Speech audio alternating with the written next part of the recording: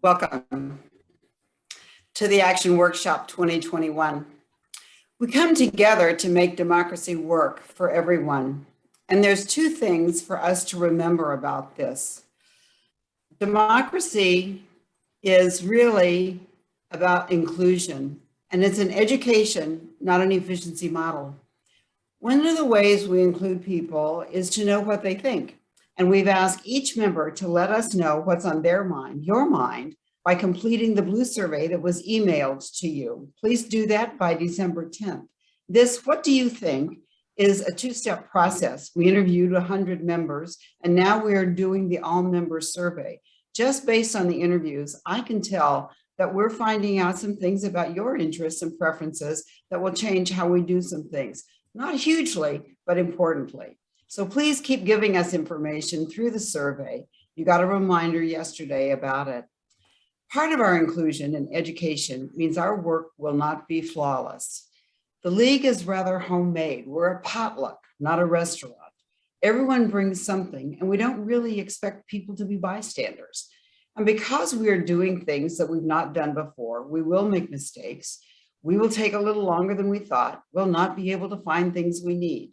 Speaking of finding things we need, congratulations to the issue chairs whom you will meet today for their summaries of the things we as a league care about and have been active in. It's a great go-to document for what is our position in the league sense of the word position, and what is our history with a particular issue. This is just a great document. Their writing, the editing, and putting together that document is a real gift to all of us. Their work is no small task. The issue chairs are impressive with their knowledge and skill. They began where many of us are now, just trying to figure things out. You and we will figure things out just as we did years ago when we started rocking cradles and boats. We're volunteers in the Make the World a Better Place space. This work carries a price, and we must not reflect that price back onto our organization and ourselves. Sometimes our work will be distressing, demoralizing, wounding, and discouraging. We're an organization that has triumphed over these things, and we will continue to triumph. This work is not just making the world a better place for others, it is also making a better place for ourselves. Our triumph lifts our hearts, and it is the lifted hearts and fellowship we share with each other. In addition to being a challenge, our work is energizing and inspiring. I encourage you to include others. One of the best things you can do for someone is to simply invite them to come along, especially as you visit your legislators next year. The other thing is be open to learning. Whether you agree or not with your legislator or your league mates, be open to their ideas. This is a big time for us. Thank you for being part of this important work that simply would not be done without you. I really am pleased to see so many of us together, and again, long for the day when we're together physically. Here's one of our all-stars as an issue chair, Marty Gibbons. Thank you.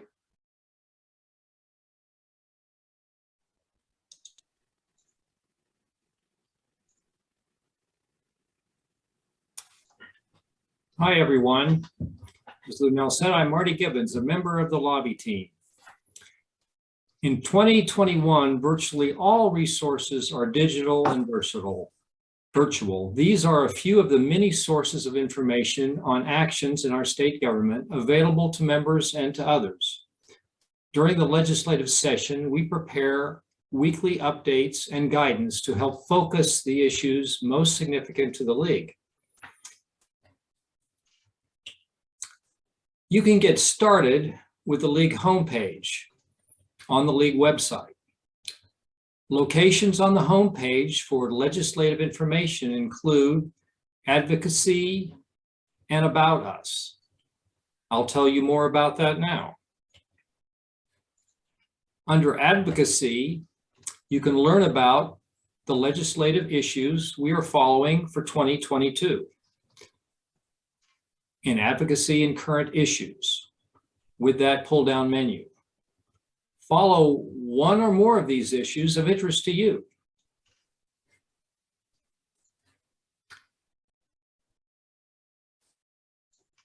And be sure to subscribe and read the weekly legislative newsletter. If you don't receive it, you can subscribe here under About Us and League Newsletters. Of course, you can, if you're not receiving the voter, you can subscribe here as well.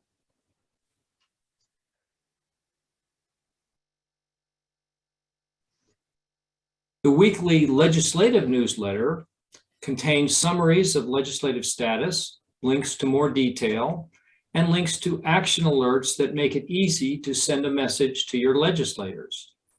The legislative newsletter comes out weekly during the legislative news session.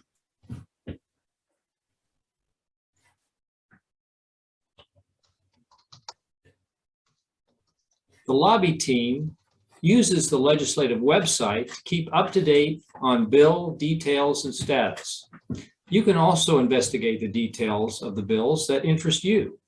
You can also use a feature pointed out here to communicate with your legislator anytime on the issues important to you.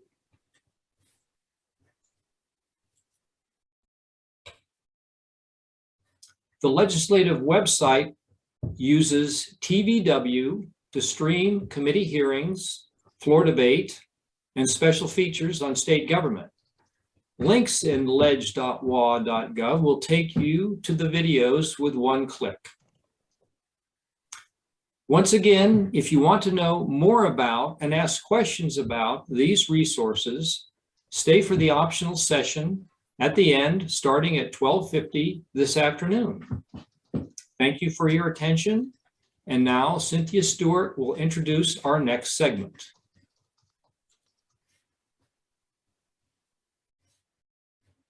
So Marty, I need to unspotlight you. Thank you. We're starting a little bit early here. And so what I'll do is explain who's coming next and what they'll talk about.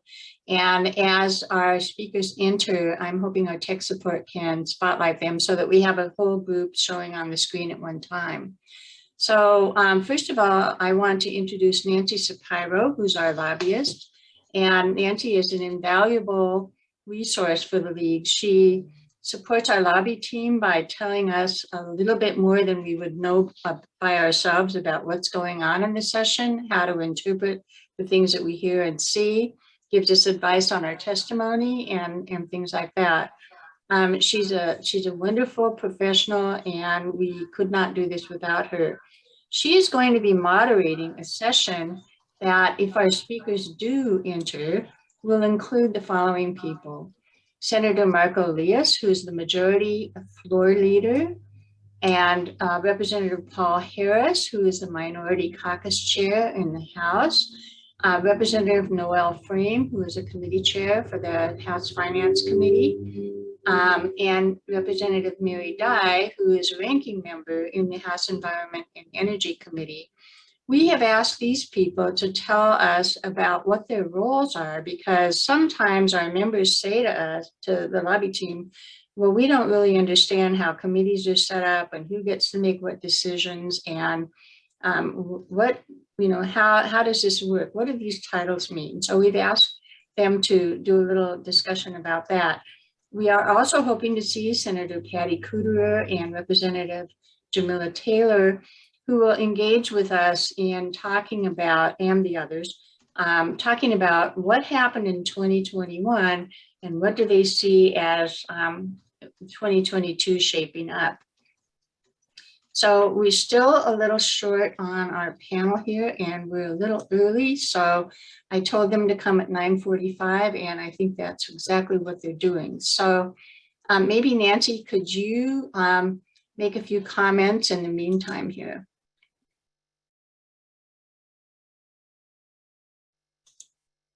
You would have to start your video and your audio. I will do that.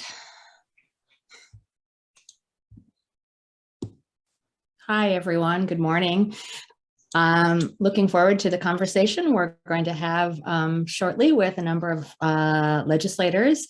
I guess what I can do is just spend a couple of minutes while folks are coming into the room talking about what this upcoming session is going to look like. It will be a 60-day session, which in legislator parlance is a short session. It will begin on January 10th, and it will, for the second year in a row, be a largely virtual session. What that means is most of the committee hearings or all of the committee hearings will be done virtually, which does allow for greater participation from folks across the state. I think that's a positive thing. There will be limited ability, very limited ability to go into the rotunda and watch proceedings. And I think the Senate and the House have a little bit different policies, but they will be doing some of their floor work in person. I think that they really recognize the importance of being able to have those face-to-face interactions while at the same time trying to ensure protocols and safety. So I think they will be taking the opportunity to do some in-person connecting while they're debating issues on the floor. But, you know, I will say, you know, this is the second year that we've done that, so we all have some experience with it. It is challenging, however. I think it's challenging for the legislators, and it is, I think, challenging for folks who want to be able to reach their legislators and advocate to them. But it is the world that we are in, and of course, public health and public safety are our priority. So we will muddle through for another year, as we did last year, and hope that 2023 we can all be back in person.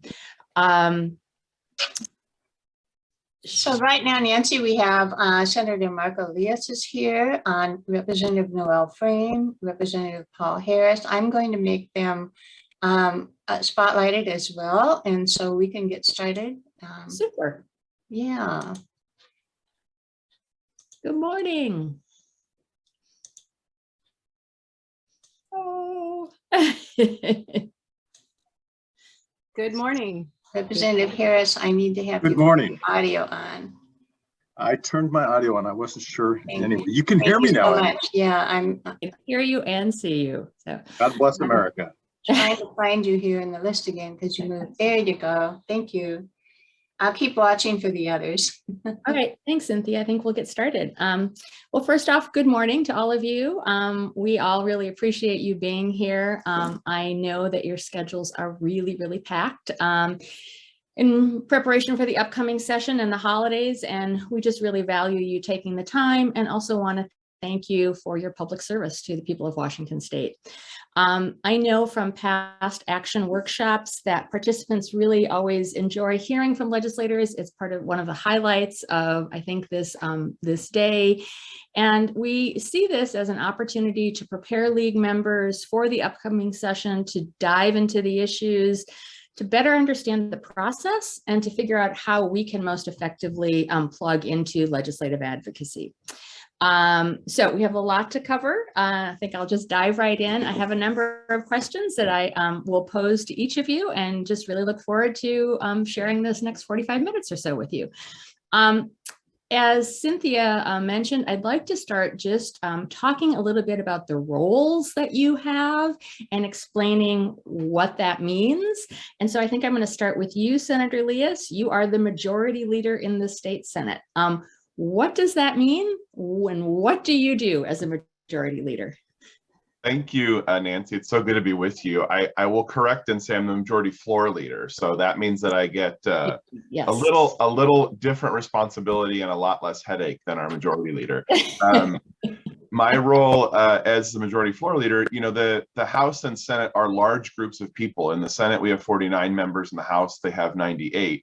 And I know, because you're all league members, that you have large meetings where you have to make decisions and reach consensus, and there needs to be someone to facilitate that work and organize your work to make sure that a large group can make a good decision. So as majority floor leader, my job is to help structure and organize the work of the Senate when we come together as all 49 members to make decisions. Also, our Senate rules have a process. Each bill that the Senate considers theoretically should be read 3 times before it's passed by the Senate. And so my job is to organize those independent readings as well. So in the first reading, we assign the bill to a committee. So my job is to figure out what's the best committee, considering we're going to have 60 days. And sometimes a bill should maybe in a theoretical world go through 3 or 4 committees because it touches many issues. We don't have time for that, unfortunately, in a short session. So my job is to figure out what's the best committee with the members that can give the best expertise and make a recommendation to the Senate on whether it should pass or not.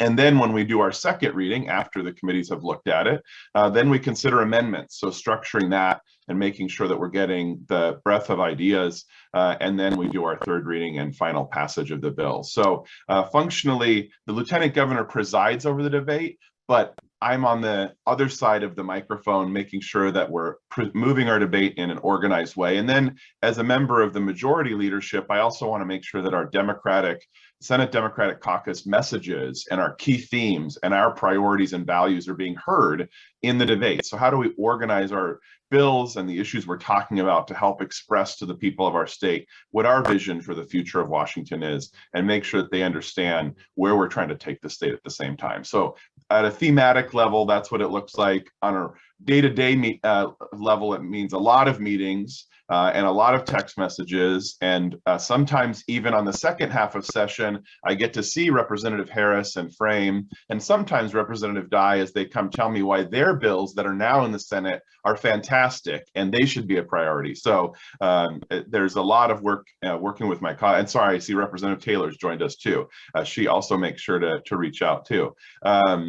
So there's a lot of work with my colleagues. There's a lot of work with interested groups like the League to make sure that our priorities across the state are being reflected in the work we're doing. And I feel like I'm the conductor, or there's other analogies. I think herding cats is one I've heard. So there's a variety of ways you can describe the work, but that's the fundamental job of the floor leader.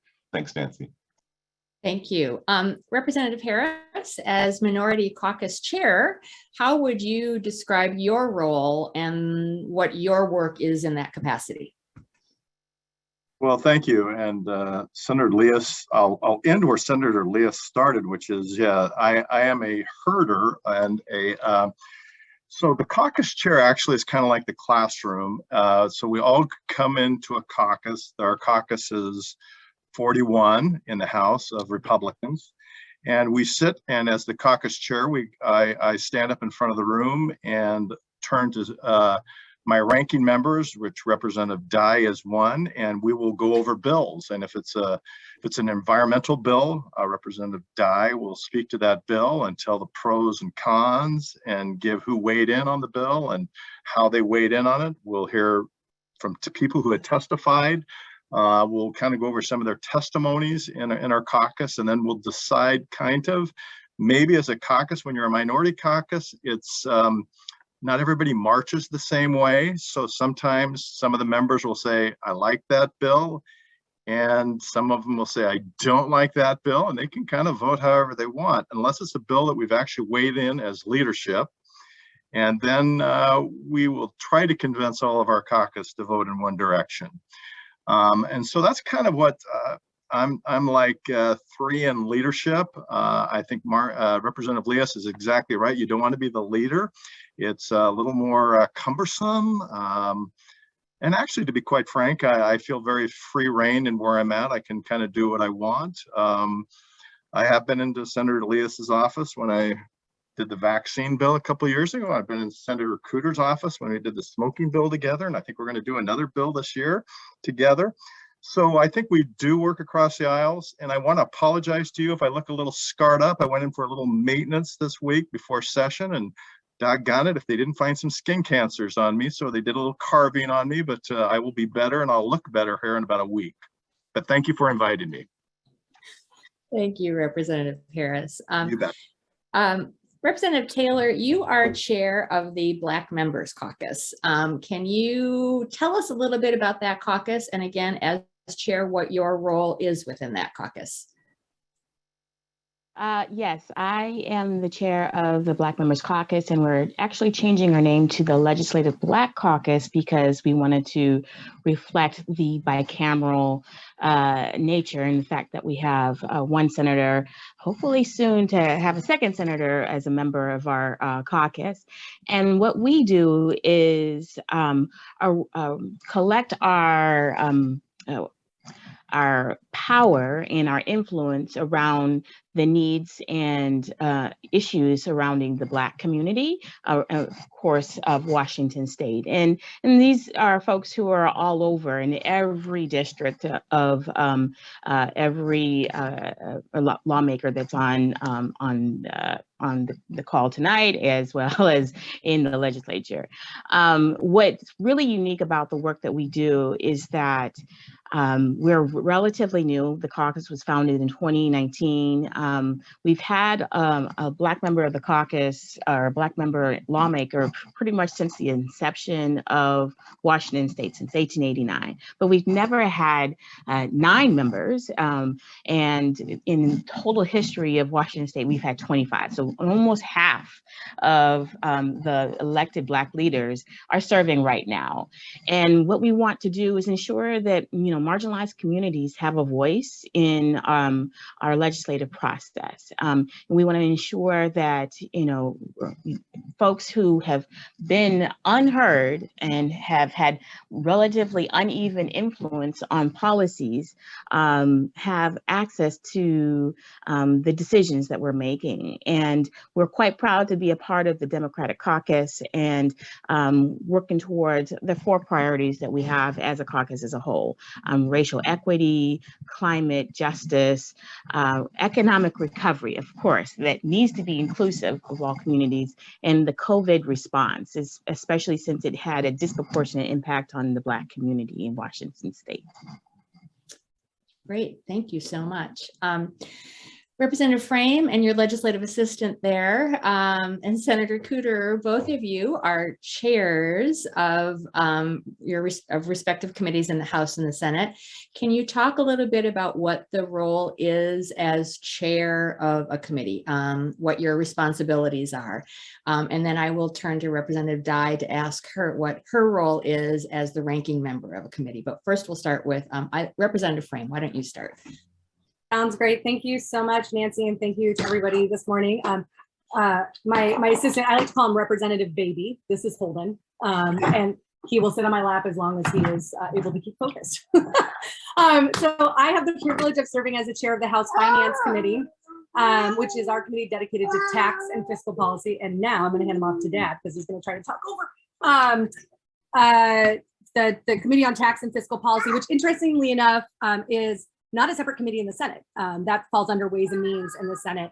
I think Marco's analogy of conductor is a great one. I think that's true for chairs as well. I also kind of think of myself as a coach for my team as they are moving bills through their committees. I think one of the most important jobs for the committee chairs are, frankly, sort of figuring out the timing of everything, the sequencing of bills. I just kind of got some stats back that the House Finance Committee in the House had more bills than any other committee last year. And we have to make hard choices about what gets hearing time and what gets to move forward through the process through executive session. And those are important decisions to make. And for me, I mean, I think the question is, if you're asking us how we make decisions, you kind of got to weigh what has a real chance of making it through the process this year versus, what is an issue that maybe is new this year, maybe it's not likely to get across the finish line, but it's worth having a hearing and really asking hard questions of a bill. So when the bill sponsor comes back next year, they have a better bill. And then that coaching role, of course, is, I think when you come in as a new member, I was laughing looking at the number of bills I sponsored in my first couple of sessions versus last session, which was 4 bills. And it's because we just have a lot more responsibility to be that coach and conductor for other people that are introducing legislation.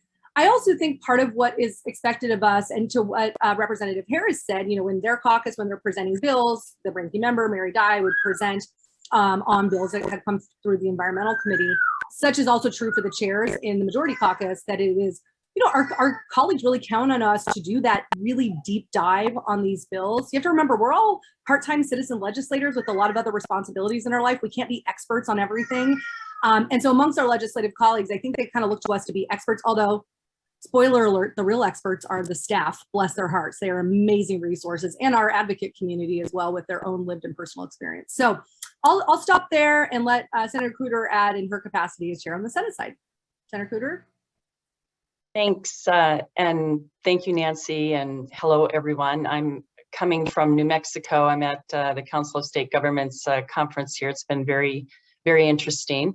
I wish we could be in person, but hopefully we'll get there at some point. But yeah, I mean, Rep. Frame really covered the role of the chair pretty well. I will say that, you know, a lot of what I do too is I have pre-meeting meetings with staff and my vice chair, and I invite my ranking member because I want them there. I want them involved. I try to hear all the bills that come to the committee, which of course Senator Lias is in charge of where they go. And I try to prioritize those bills, as Rep. Frame said, first in terms of importance of the policy, and secondly, likelihood of passings. There are some bills that, you know, we call good little bills that don't take a lot of time and have a lot of bipartisan support and are easy to get through and are technical fixes in a lot of cases. And they're important to get through for whatever agency or department needs them. So I try to get those out as well. And, you know, I really do try to prioritize my members' bills as well to the best that I can. And that's on both sides of the aisle. I feel I have a very good working relationship with my ranking member, and I appreciate that very much. It's very collegial. And, you know, in Washington, it's different than the other Washington in the sense that, you know, we talk a lot about political division, and it's true, it's out there. But I think in Washington, we tend to have more bipartisan bills that go through the legislature. And I don't know, last year, Marco, you probably know, but it was like 95% of our bills were bipartisan or something like that. I mean, it was a high number again. So I'm very proud of that. And it does take a lot of time, but Rep. Frame, I will tell you, I dropped about 20 bills last year. So I guess I found, maybe it's because I don't have a little one at home anymore. Mine are grown and flown, so I have extra time on my hands. So like to stay busy. Anyway, thank you. And I'll hand it off to Rep. Dye. Yes, Rep. Dye, as their ranking member on an environment, can you talk about what your role is? Certainly. I'm very happy to have this role as the ranking on environment this year. And it was an exciting session because so much of the Environment Committee dealt with a very broad swath of the state's economy, and the bills were economically consequential.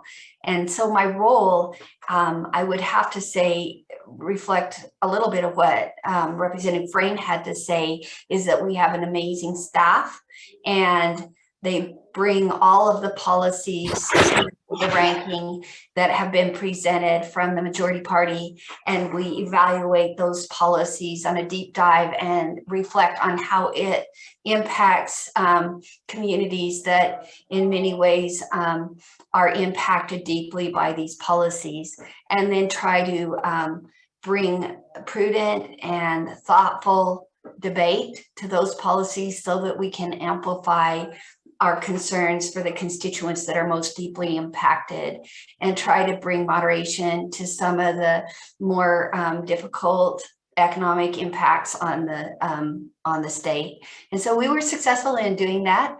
This year, I'm really excited that we are actually going to present, you know, views from people that have spent a great deal of their lives in stewarding natural resources and the environment. When you look at the Minority Caucus, and I asked the Minority Caucus in our caucus meeting one time to raise their hands, who has that spent their career, their professional lives stewarding natural resources, and over half the caucus, and you think about so many of them, how many of you are multi-generational?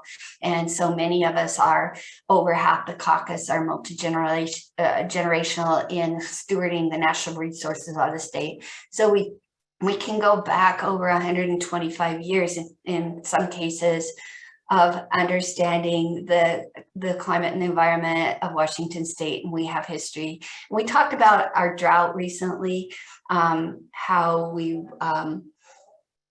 experienced it, and the farmer community that I represent referenced it as, oh, this is as bad as 1977, and that was in July. And then pretty soon it got worse, and they said this is as bad as 1933, 34. So we have those connections to the land that we wanted to bring to the table in our committee. And so this year we're going to be presenting, some of our priorities in a plan called ORCA, which is outdoor recreation and climate adaptation, and bring some of the technical and experiential expertise to the table to the Environment Committee, so that maybe we can have an influence on the policy so that it's more practical and realistic in terms of how we can steward the resources more effectively, rather than to just narrowly focus on individual elements of the environment. And I'm really excited about that. And I think that also the team building with our team, we have timber resources, we have an irrigation farmer, we have myself in dryland wheat farming.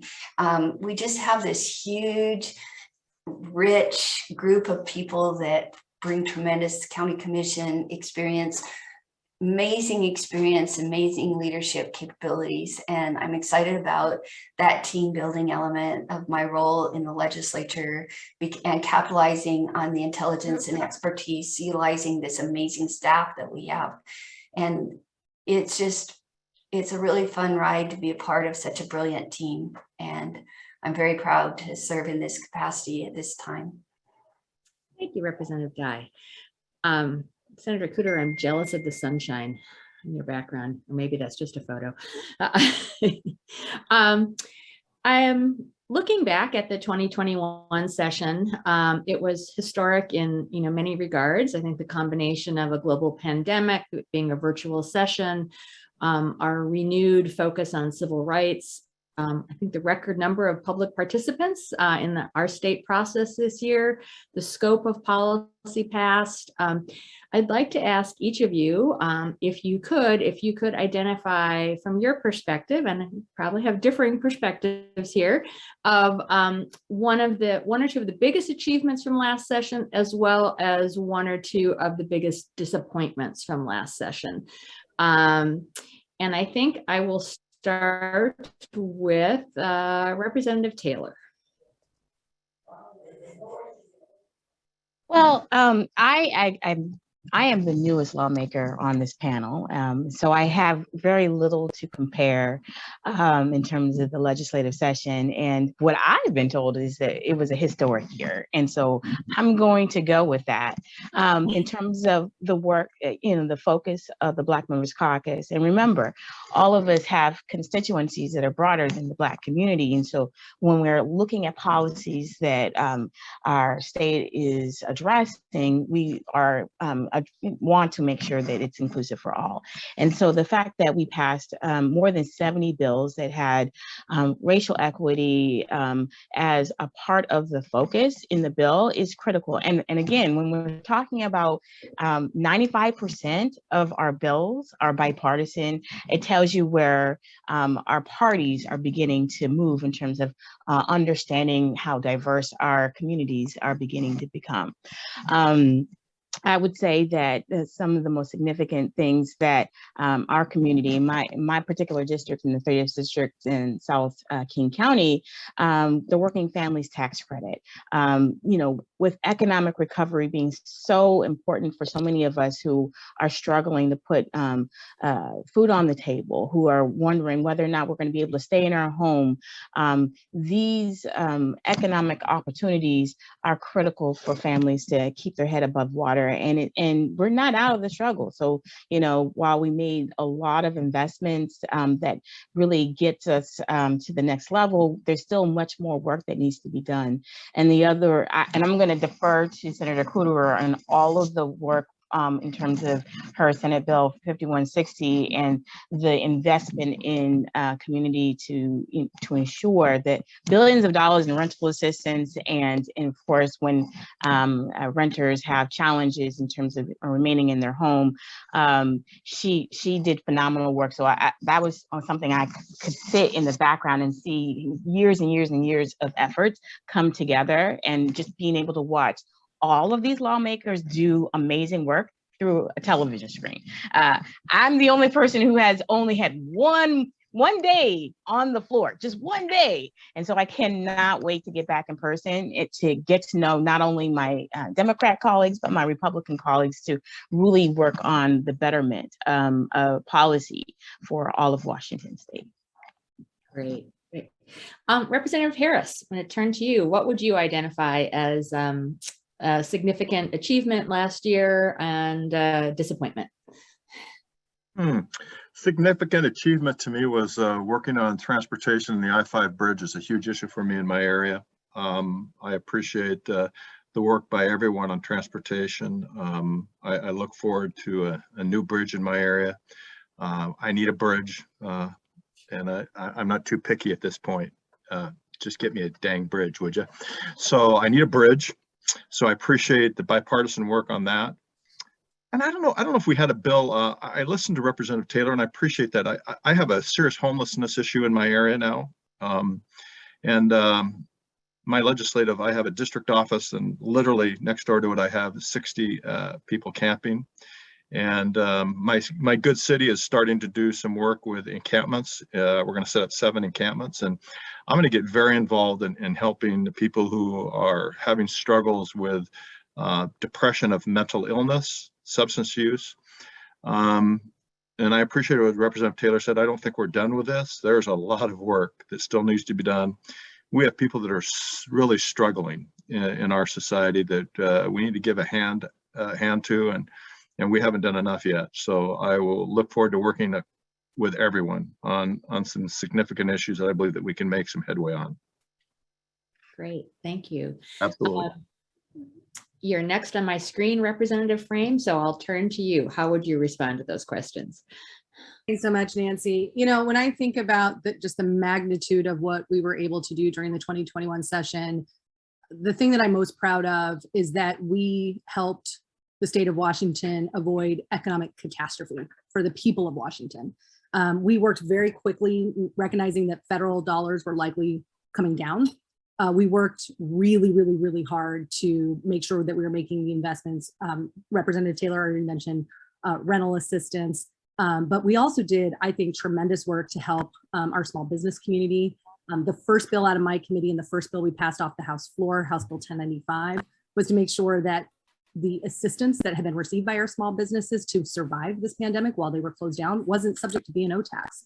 And that sounds simple, but those dollars were really critical for people being able to survive a really difficult period, helping small businesses with unemployment insurance, doubling down on investment in our Main Street businesses as they respond. So I think we did tremendous work to help our small business community, which really, really suffered during this pandemic. But I can't underscore the rental assistance, the unemployment benefits. Representative Taylor mentioned our working families tax rebate. I just want to say, you know, we saw what those federal assistance checks did for our residents and constituents. It allowed them to stay afloat. And we know that when folks that are low and middle income, when they get a rebate like that, they immediately turn around and spend it on essentials. They invest in their local communities. And the working families tax rebate will really pick up where those federal assistance checks left off. And really giving money back to Washington state taxpayers who are at this point paying 6 times more in taxes as a share of their income than some of our highest income households in the state. I would be remiss if I didn't say that as a chair of the House Finance Committee, I am extraordinarily proud that not only did we pass the working families tax rebate, but also passed the capital gains excise tax and really took that first step forward to asking the wealthiest among us to pay their fair share. It is a deeply embarrassing, I think, flaw for Washington state to have, you know, ranked best economy in the nation and all of these things, and then ask those with the least to pay the most in taxes. It's not right. I think it's a blemish on our record, and I think we have a long, long way to go in generally thinking about how do we ensure shared prosperity. And I just want to say shout out to Representative Dye, who spent years advocating for extension to or expansion of broadband in her community and other rural communities across the state. And for us to pass the broadband legislation that we did this year, that is going to allow folks that frankly maybe don't want to live in districts like mine, but would love to live in districts like Rep Dye's, but need to have broadband access to be able to have economic opportunity and start their small businesses and be able to sustain them. I couldn't be prouder of that work. We don't have a real unemployment issue in districts like mine. I literally have Amazon and the Space Needle and everything else. I want to see districts beyond the Puget Sound sharing economic prosperity. And that's going to happen on tax policy. That's going to happen on economic policy. We had a really great start in the 2021 session, and I'm excited to see where we go from here. Thanks, Nancy. Thank you. Representative Dye, I'm going to turn to you. I think it was a nice segue from Representative Frame. Thank you, Representative Frame. And I am really happy about the broadband policies that we've been able to push through since the initial bill that we passed in order to get a ladder, a kind of a ladder system to get broadband into rural communities, and we're seeing the benefits of that. Certainly, the federal government is going to help with additional funding, and I hope that we can prioritize how we get it to the rural communities and work within logical economic velocities to get that to happen and allow the communities to self-identify and not waste a lot of resources doing being counting at the agency level, and rather just get the money to the people that are prepared to invest and build. I'm very excited about the money that we've already deployed on that. As far as what I feel like is one of the biggest achievements, and this is related to broadband, one of our biggest achievements is being able to get 98 members of the House to enroll and get up on Zoom within 15 minutes. I think that by the end of that, I think that was our best achievement. We never got it on time, like the gavel didn't hit the hour and everybody was up and running, that's for sure. But we certainly closed the gap. And I think it gives you an illustration of what it's like to be a non-digital native. And I think that you saw that in if you were to demographically evaluate that, it went by decades of age groups. And, the young people were doing other things, waiting for the rest of us old people to get on. But it was pretty interesting how that shows how economically deprived people that have not had access to high-speed internet have been, and how slow it is to come up to speed. And I see that in rural America, our instinct isn't there. My daughter came home and she, we were struggling with simple tasks, and she goes, well, just Google it, right? And so that instinct of digital nativeness will come up, and I think that will really enhance our economic capacity. And in terms of disappointments of this session, I do think that also relates to the technology and going virtual. There's so much more that happens in person. Those, ephemeral meetings in the hall, being able to get a question answered instantly instead of having to go and try and do it digitally. It was just more difficult, especially for those of us that don't instinctively grab our keyboard for answers to and relationship. It's just not the way most of us interact. And now that we're getting in person, we're seeing the value. I'm so glad that Senator Kreuter is down at CSG, and it's the things that happen in the social interactions of humanness. And they say that digitally, we only get about 30% of the content of the meeting. And I think that in public policy, being in person is really critical, and having the opportunity to interact. I think that we need to let go of fear. And that's my third disappointment. And I want to this gets really raw and personal for me. But I believe that what has happened to us has prevented a lot of people from getting the needed healthcare that they need. And the policies that we implemented during the pandemic should have been all of the above, or both and instead of having those relationships in person, I think we lost the human element. And So we are seeing people that are not getting treatment and they need in a timely fashion, because we're not able to have the human interaction that we would have had we been in person. And I believe that we're trying to lump people into stereotypical. True. Every one of us is an individual. Every one of us deserves individual care and concern. And you get that when you're working in a public policy development arena and you are interacting with people that you may strongly disagree on ideologically, but yet you love them as a person. And I think that's the element of the legislative process that we really, really lost in this year. Yes, each other's bills, and in that I'm very grateful. My achievement was that I passed the largest body of law for urban heat island in the nation. And then we had the heat dome in the summer, and I could proudly stand on that we are going to make a change in the city, and that change will build a cooler, calmer city in the future for all the people that live there. And I have never lived in a big city except for Ubon, Thailand, which was a city much larger than all the cities in Washington State. And so, you know, I think that we all have elements that we can bring to the table and love on each other personally. But this virtual session really impacts people that don't have fluency in the technology. And I think that we need to recognize that all of us have something special to give at this time in history. And I hope that when we go into session this year, that we will have that joy of that personal contact with each other so that we can develop the relationships and redevelop kinships and friendships with each other. And I guess that's all I have to say. Thank you so much. Thank you for sharing that. Senator Cooter, turning to you, your name has been mentioned several times. What would you identify as a major achievement or two this past session? Thanks, Nancy. You know, Rep. Taylor was right. This has been described as a historic session, and it really was. I mean, there were so many areas that we touched in very significant ways, from the environment to law enforcement reform, to childcare, to tax reform, and to an area that I focus very heavily on, which is housing and affordable housing and homelessness issues. And I appreciate Rep. Harris bringing that up, because he's absolutely right. The work is not done in this area. So in terms of, you know, what I guess my proudest achievement is for this last session, it would be 5160, as Rep. Taylor articulately said.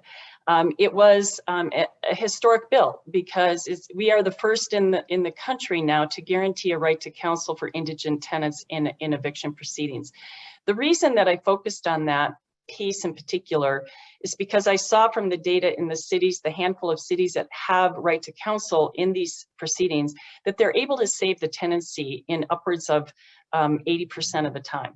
That's an enormous savings, first and foremost to the family that is affected and the landlord gets paid, but secondly to taxpayers, because we know that homelessness comes at a societal cost, in addition to dramatically impacting the family that is suffering with homelessness.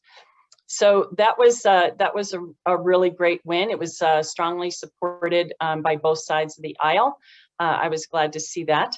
And we also had built in a pre-eviction mediation program, mandatory mediation, which is a pilot study now that we're looking at, that if it turns out the initial data is telling us that that's already been successful, and if it pans out the way it's looking, I'll probably be asking in 2023, coming back, hopefully, that you know, that it will be a permanent part of the process, because the goal here is to keep people housed and to make sure that the landlord gets paid. And in a lot of these situations, it's really a temporary lack of resources. And so in addition to that bill that we passed, we also passed Rep. Ormsby's bill to create a permanent emergency rental assistance funding source. And this is really, really critical. Every state in the country is dealing with this. And when people just need some temporary help, it goes a long way. And I think that the two bills together are going to be revolutionary for our state and for our renters. We have about 1.1 million renters in the state. And even though, that 90% of the renters paid their rent on time, and 10% were the ones that were dramatically affected, this was not an equal opportunity recession, as everybody knows. So that was my proudest achievement, I would say. But right up there is the ban on open carry of weapons at protests and the Capitol campus. The AMA has described gun violence in America as a public health epidemic.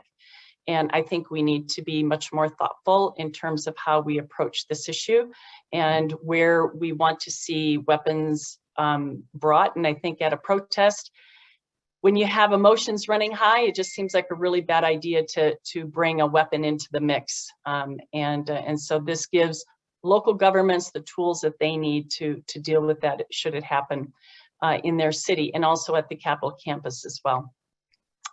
Biggest disappointment, advisory votes. I have been working on that bill for a very long time. It got out of committee with bipartisan support. And this is what I call repeal and replace. So it would repeal what really amounts to loaded, push polls that are designed to instill cynicism in our citizenry when it comes to how the legislature operates and where we invest the taxpayer dollars. And it would replace it with a pie chart showing where the tax dollars go. So it would show how much goes to education, how much goes to transportation, how much goes to public health, how much goes to law enforcement, etc. And I think that that's useful information for citizens to have. We have a trust issue with government. And I think if we're going to rebuild it, we have to start providing our citizens with accurate information, and we do have to be on guard with the disinformation that's out there, and we have to fight back when it occurs, because it is eroding democracy, and I think that is a very serious issue. Thank you, Senator Cooter. I have been asked to identify what districts people come from. So I'm going to say that Senator Cooter is from the 48th Legislative District, and I believe that encompasses sort of Redmond, parts of Redmond, Kirkland, Bellevue. Am I right about that? Okay. Okay, last but certainly not least, Senator Lias, who is from the 21st Legislative District, Edmonds, Mukilteo area. I think we've heard a breadth of issues here that people are very proud of. What would you add as far as significant legislative achievement as well as disappointment for this past session? Well, I appreciate that my colleagues have covered so many topics, so I can just sort of double click on a few and say, me too. I will just start by, as the floor leader, I focus on the process. And we are one of the few, if not only, legislatures in the nation that held our 2021 session and no one got sick. In Idaho, we saw the state Senate shut down because of a COVID outbreak. In New Hampshire, the Speaker of the House unfortunately died of COVID, possibly from the work-related exposure. And so, this was not an easy task to get our work done and to keep everybody healthy and safe. And I'm really proud that we delivered that for the members of the public. And I've seen in the chat a great recognition that it's not that we did that from a deficit perspective. We heard from more voices than ever before in the process. I remember a hearing talking about expanding education in our correctional institutions, and someone was able to testify from one of our correctional facilities to tell us what that bill would do for them. And I just have to be honest, there's no way we could have gotten that individual to the Capitol to testify to us in other sessions. So we heard from more people, more lived experience, and that was really important. Also want to just double click on what Representative Frame said around getting relief out quickly. As the floor leader, I'll tell you, in a long session, usually our bills pass in April. At the very end of session, that's when we start sending things to the governor. We sent major COVID relief for small businesses, for renters, for individuals in our communities within the first couple weeks of session. It was an urgent priority to get that stuff to the governor's desk as quickly as possible so that folks in our state could get those dollars immediately. The final thing I'll say that I was really proud of that hasn't been highlighted because it was a historic session, and I'm not sucking up to Representative Frame, but our childcare and early learning system in the state have been in crisis. You know, for residents in my district in South Snohomish County, a year of childcare for their child costs more than tuition at the UW, and that's obscene. It is pushing families to the brink of economic instability in a very difficult time. And so we passed a major reform, expanded access to early learning. And what I'm excited about is we've set the foundation now as the Build Back Better bill and that's moving through Congress will bring universal pre-K to those 3 and 4-year-olds. We've set the foundation, a strong foundation to get that done quickly. Biggest disappointment, I'm super thrilled that Senator Cooter led on gun violence prevention in our public spaces. Really, really disappointed that we didn't take on high capacity magazines and other accessories that are leading to devastating consequences. In my community of Mukilteo in 2016, we lost 3 beautiful young people in just a savage act of violence. The only reason we didn't lose more people was because the shooter ran out of ammunition. And the reason we lost 3 was because he had a high capacity magazine. And so I want to address this issue. And this sort of leads into your next question, I know. Nancy, this is one of the things I want to get done, but please call on me because I have some other things I want to get done too. But this is definitely a disappointment as we're seeing school shootings increase. We're seeing mass violence incidents increase. We need to be bold and urgent here. And I know that this is a controversial issue. I know that my friends, some of my friends on this call are in a different place, but I just am speaking for my community, what we've experienced, and this is an issue we have to address and find solutions on. Thank you, Senator Elias. Well, I'll start with you and say, in addition to high capacity magazines, what else are you hoping to work on in 2022? I feel like I've been sucking up to Representative Frame too much. So I'm going to suck up to Representative Harris for a second and say, we got to build a bridge over the Columbia River. And I live a long ways away from that bridge, but let me tell you, every grocery store, every supply chain in my district, in Edmonds, Linwood, and Mukilteo, is impacted by the I-5 crossing to Portland. Our supply chains are linked. We all understand right now how linked they are. In addition to Representative Harris's bridge, I also have the US 2 trestle that needs repair and replacement. We also have transit systems in my district that need to be expanded so folks have more options to get to work. We, in Washington State, climate emissions are largest from our transportation sector, so we need to address that. So I think the biggest priority, in addition to tackling gun violence, which I'm really passionate about, is passing a significant transportation infrastructure package. We also need to get people back to work. And as Representative Frame's right, in some districts, we've got everybody back at work. In a lot of districts, we don't. And so creating good infrastructure jobs, building bridges, building transit systems, building electric vehicle charging stations, that's going to get people to work in good union family wage jobs. So that's my biggest priority for 2021 or 2022 rather. And then, you know, some other good stuff. I will probably double click on a bunch of the stuff my colleagues say from here because there's a lot of work we have to do next year. True enough. Okay, Representative Harris, Senator Elias may have taken some of your thunder, but what would you like to focus on 2022? And I will add that Representative Harris comes from the 17th Legislative District, which is in Southwest, as you probably can realize, southwestern part of the state, and has the I-5 bridge over into Portland. Turn it over to you. I do. I live at milepost 1. I live right on the Columbia River. So it's an important thing for me, but I do want to be, I think it's important for the state, the bridge. So, and Marcos, thank you so much for that, because I really do believe, I think it impacts all of us. I think my number one issue actually will be working with hopefully Senator Cooter or somebody regarding homeless issue, honestly. I'd love to tell you it's a very complex issue and that I have all the answers. I do not. I just know that we have people that are in need, people that have significant needs in their lives that are not, even today what we've done, we still haven't met their needs.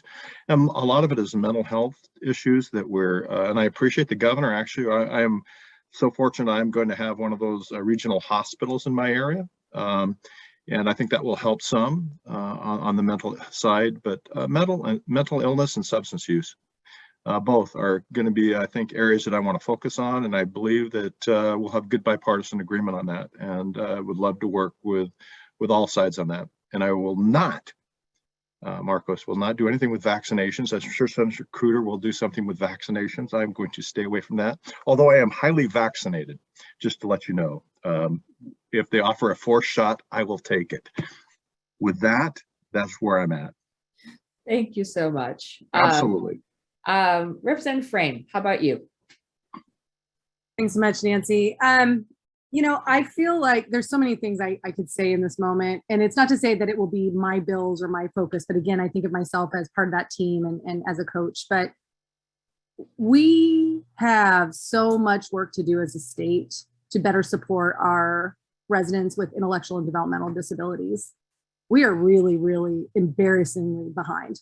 Like we are, I think, by some measures, like we invest the least per capita than any other state in the nation. And I don't think that's a reflection of our values. And I'm going to just, say, Representative Taylor, I'm excited to see you stepping into a leadership role on this topic. Very proud of, the work that Senator Randall and I were able to do these last couple of years with ending the use of sub-minimum wage for our residents with intellectual and developmental disabilities. That was a civil rights issue. I am glad that we have done what I think is the bare minimum, but we have a lot of work to do on services. We've got a great track record, pathways to employment for folks with intellectual disabilities, but we have a lot more work to do in that supportive employment, in transitions from the K-12 system into adulthood. And frankly, as we talk about housing, and I just so appreciate Representative Harris, you raising this issue, there are a lot of subpopulations that have really unique needs around housing. And I think, again, our community with disabilities is one of them. But I think we all are going to have to be leaders in reckoning with ourselves and our constituents about housing. I live in Seattle. So Nancy, to answer the question on districts, northwest corner of the city of Seattle, although from Southwest Washington, want that bridge too, so my folks can actually drive to Oregon. And I have tents literally half a block from my front door on both sides. And I think it's embarrassing as a community that we have let it get to this point. We have a lot of our constituents saying they want us to solve this problem, but when it comes time to site the housing, when it comes time to site the behavioral health facilities, it's I don't want it in my backyard. And we're all going to have to be much stronger leaders to say, you don't get it both ways. It is not a solution to just sweep people out of your neighborhoods, out of your parks, somewhere else where you don't have to see it. We all have a responsibility. And this is not just a Seattle problem, as Representative Harris just alluded to. This is a statewide issue. This is a brutally expensive place to live. I think my district is ground zero for where Amazon built out 10 years ago, and the cost of living has exploded over the last decade, but it's not limited just to districts like mine. It's gone statewide. And I think that we're a community that believes in shared prosperity, that believes in equity, believes in shared prosperity everywhere. And we have to put not just our money where our mouth is, but our decisions around zoning and siting where we say our values are. Otherwise, this problem is never going to be solved. So I'm grateful to hear bipartisan support for really tackling into the details of those issues. Great, thank you so much. I know I have not called on several of you to get your priorities. I just am noting that our time is drawing short, and I know folks are interested in learning how they can effectively engage with all of you and how they can best help you achieve your legislative goals. So I'd like to turn to political engagement and what's effective and what's not effective, and get some of your perspectives on that, recognizing I think we could talk about 2022 and issues for a long time, and I'm sorry to those of you that I didn't get to. So I think I'll just sort of pick on some of you randomly. Senator Cooter, from your perspective, what are the best ways for your constituents to get their voices heard? Yeah, quite honestly, Nancy, it's simply to reach out to me. I prioritize constituent communications. We've had some issues with the remote office situation, but we're working through all of that. But I really do want to hear from my constituents, whether that's email, whether that's I get messaged on Twitter. I get messaged on Facebook. They can write to me on Facebook. I have an official page. And also picking up the phone the old-fashioned way. And I schedule Zoom meetings in person, so whatever works for them. But the point is to make your voice heard. And it's important for you to reach out when you have an issue that you need help with, or when you support something, and let us know ahead of time before the session starts. You know, I'm just gonna go back to advisory votes real quick, because I will be bringing that back next year. But one of the problems I have with that is that's after the fact. We've already done the work, we've already voted, and then we have citizens weigh in on you know, an issue that's been worded in a very biased manner. And I think it's really important to reach out ahead of time. So my, you know, my advice would be stay engaged with us. I am more than happy to come to any of your organizations and speak. I was just at the American Legion speaking there not too long ago, and it was really, really helpful. And Rep. Harris, I'll tell you, some of these people, I just see he left, but some of the people that are homeless are our veterans. And people are homeless for different reasons, and we need to be mindful of that. And so when we're talking about a solution, we have to be talking about solutions. And Rep. Frame, with folks with developmental disabilities, they are a high disproportionate share of homeless. And so we need to be thinking more outside the box when it comes to that issue. But you will see a lot of work on housing and homelessness next session. Great. Thank you, Senator Cooter. Representative Dye, a question for you. You know, a lot of us are connected with various advocacy organizations, and we are called upon to, you know, use this email to write your legislator. And so I'm sure you get email blasts on various issues. And people often ask me, and I'm curious your perspective is, you know, do they, when you get 100 emails, and if they're all very similar in format, does that inform your decision making? Does that bear any weight? Can you just comment on that, please? Oh, I think you're on mute. Sorry about that. I think that the email blasts are, you know, they're the workload in the legislature, those personal emails that are coming from constituents that have an issue that they care about that may be similar in line with those larger groups are more impactful to me. If it's an issue that directly impacts you and you're concerned about, I often wonder on the other side, I maybe overthink it, but I think, well, does that individual know that the organization that they're involved with are sending information out on their behalf?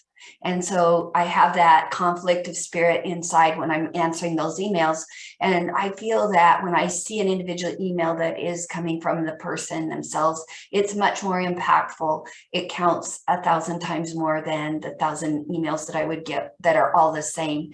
Although I do feel obligated to respond to the larger groups.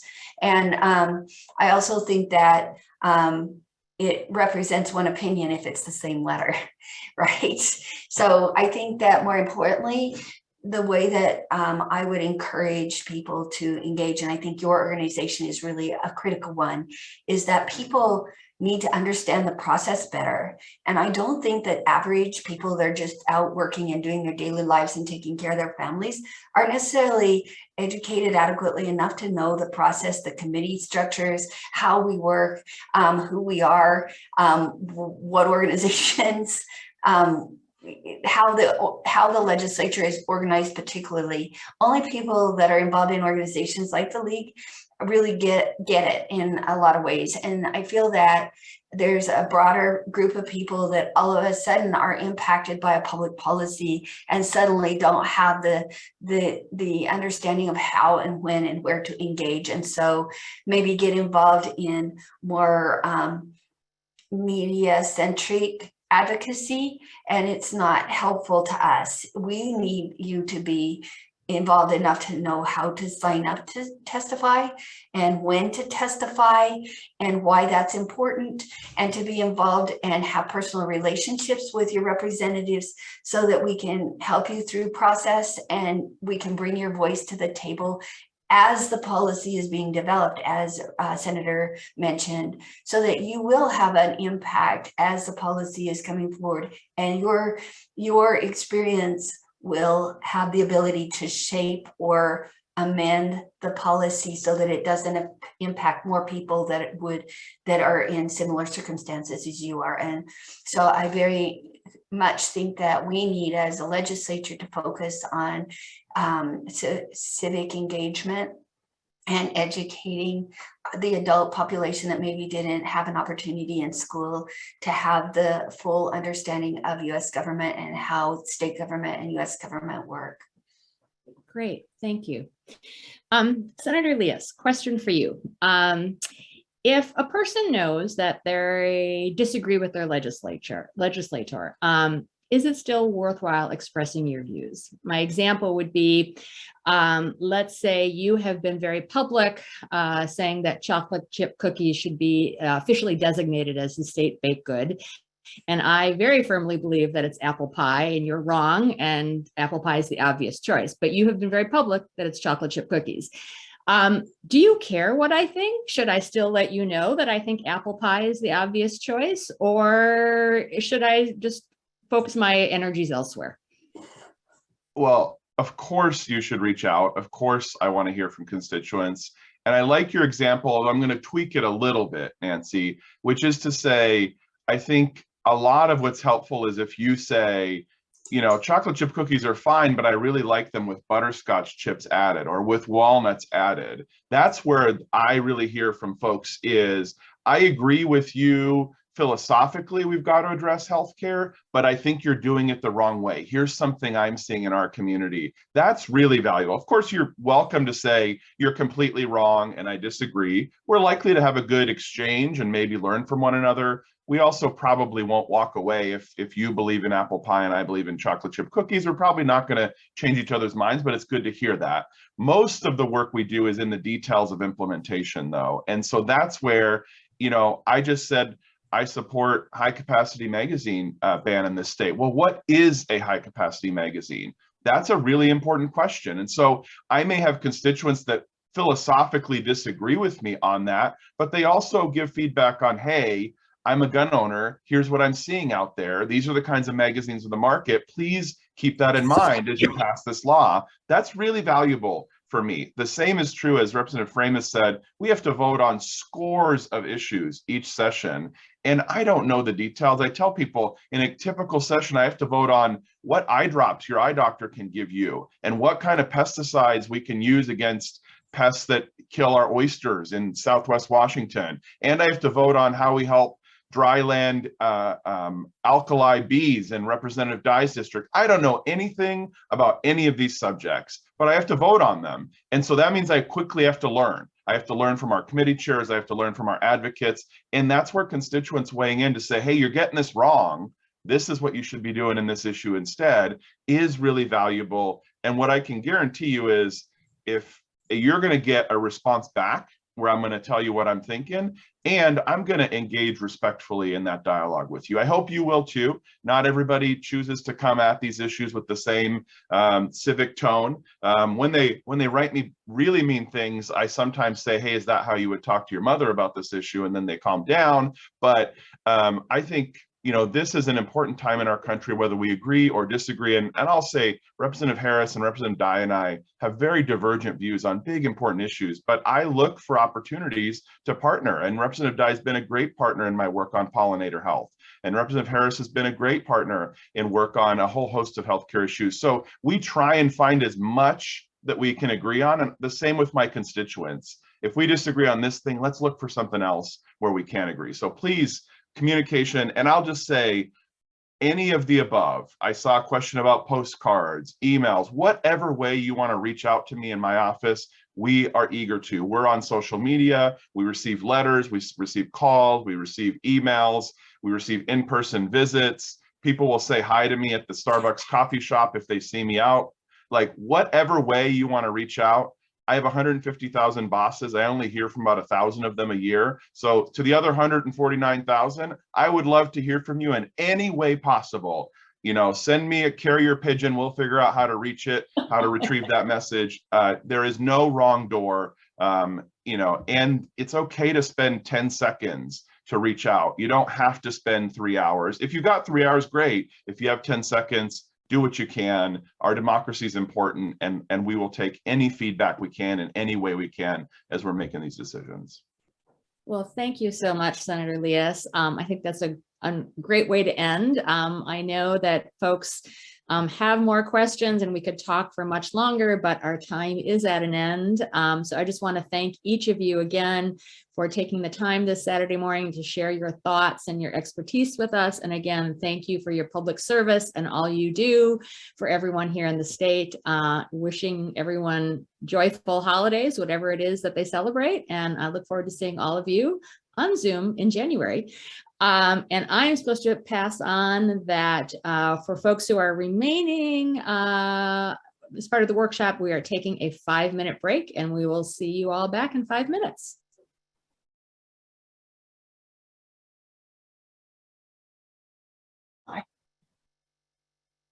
We would love to discuss the possibilities with you. The important job of issue chair is one folks work into. Rarely does a member of the lobby team start out as an issue chair. More likely, that person started as a supporter or an advocate, learned about the issue through being mentored, developed understanding of our state and national positions, and worked on legislation along with the issue chair. Next slide, please. Here is a simplified job description of the work of an issue chair. It's a big job, especially when the legislature is in session. Basically, the issue chair leads and organizes our efforts. The work includes creating and updating needed documents, directly advocating for bills, and tracking legislative progress. Issue chairs work closely with the whole lobby team and with the League of Women Voters of Washington Board of Directors. Our league is nonpartisan, meaning we support our policies and our positions, not political parties or candidates. Since issue chairs speak for the league, they must be nonpartisan. You can see a more detailed job description of the issue chair position on the League of Women Voters website. There are pictures and bios of our issue chairs. You can find them on our League of Women Voters. Oh, thank you. Thank you, Amy. Our website. Now, if you go, yeah, here we are. Here are the issue chairs. And we have two new ones who are not yet on here. I'm sorry to say, Cindy Madigan on Money and Politics and Sherry Dysart on Forest. They will be added shortly. Current issue chairs and advocates are Kimberly Abbey, Healthcare, Catherine All, Education, Stony Bird, Public Bank Advocate, Ruth Fruland, Public Bank Advocate, Martin Gibbons, known as Marty, Climate Change and Energy, Raylene Gold, she runs the Rivers Group under Natural Resources, Allison McCaffrey, Census and Redistricting, Cynthia Stewart, Housing and Homelessness, Transportation and Revenue. Phyllis Farrell is an environment advocate, also a member of that group. There are 3 board members, Joan Lawson, Julie Sarkissian, and myself, who are members of the lobby team as well. So there we are. You can see us and talk to us. Contact information is also there. That is all I have to say about the structure of the lobby team. We are now going to transition to the first breakout group.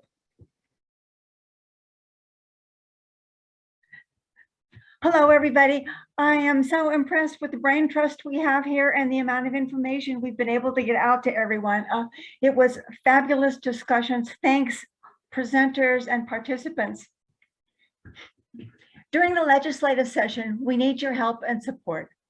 Although only issue chairs and our president speak in the name of the league, individual league members can offer really important support. Here are some ways you can voice your support and make your voice heard. First slide, please.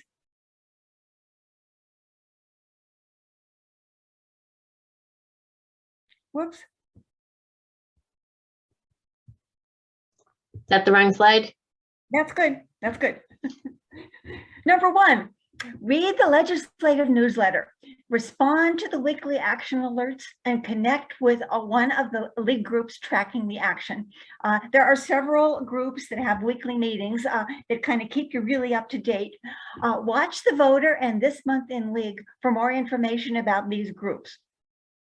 The newsletter is where we note when a timely contact to your legislator can make a difference because of where a piece of legislation is in that long process of moving from being a bill to being a law through committees and that sort of stuff. Number 2, educate yourself on the issues that really matter to you. And number 3, testify at hearings, contact your legislators. We heard this morning from a number of legislators, representatives and senators who impressed upon us the importance of hearing from their constituents. And I might add the importance of hearing your stories. Number 4, use the online legislative government system. It's called ledge.wa.gov to support or oppose legislation. There'll be more on how to do that later, which brings me to number 5, stay on for the optional how-to session, which is coming right up. Local League action chairs are a great source of current legislative info and a conduit to the lobby team and the legislator.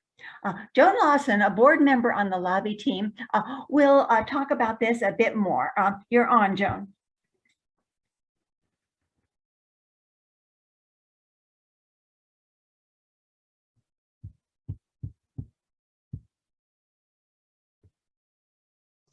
You're muted, Joan.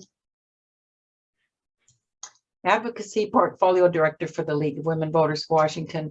Some of you here are very long time League members. For you, this is a review. But if you're new League members, we hope you're learning a lot.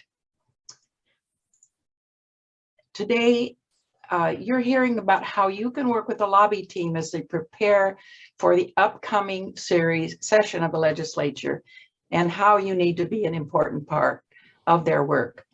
I'm here to remind you of very important persons in your local leagues, action chairs, sometimes called advocacy chairs. Local league presidents appoint action chairs who oversee advocacy for their local leagues. You may have heard presentation by some of the action chairs. Seattle-King County, Snohomish County, and Spokane area local leagues spoke at one of our state meetings about their work. I recently met with Clark County League and heard about Jackie Lane's work there. It is your local league that determines what your action chair or action committee works on. Action chairs make announcements at league meetings, put items in your own local league voter or the state voter or this month in the league. Some use social media, which is being used more and more by our younger members. In preparation for the legislative session, action chairs have encouraged participation in this annual action workshop, which was formally hosted by several local leagues around the state each year. They will be urging your participation in lobby days this coming year, held January 24 to 27. Besides their focus on local league advocacy, action chairs are the vital link between the local league and the state lobby team around legislative priorities, issues, and bills, as Susan just said. They are liaisons. There are 49 legislative districts, each with a state senator and 2 state representatives. We have 20-some county local leagues and units at large in our 39 counties in Washington state. I worked in 6 legislative sessions in Maine and Washington, so I'll tell you what I think action chairs should do next. Before this short session of the legislature begins, action chairs call up the offices of the legislative district representatives and senators and be sure to be receiving their newsletters and to establish a relationship to follow what the senator or representative is doing during the session. Local league members can help make those contacts. During this session, Marty Gibbons has explained that the weekly legislative newsletter comes out It comes to every league member once a week. If a member does not receive it, see the link in the chat added first thing this morning or contact the league office. Action chairs read and encourage members to read the legislative newsletter. You've heard that before. Not only read it, but hit some of the links to the issue web pages that the lobby team updates every week. Pick an issue or two to follow. Action alerts. The lobby team focuses on several each week. It's important for you to respond.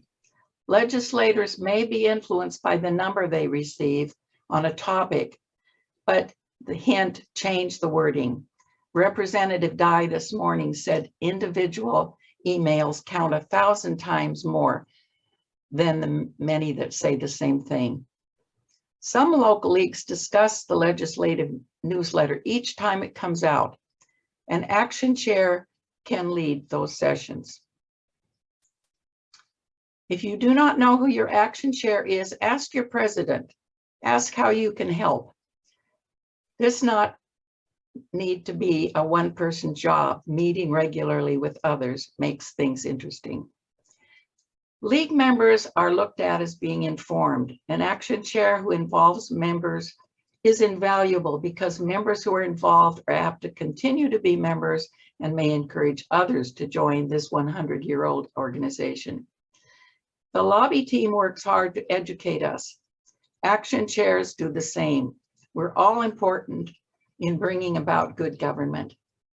We're very glad to be sharing this day with you to learn and build enthusiasm for the upcoming session of the legislature. Thank you for spending time with us. Thank you, Joan. Next slide, please.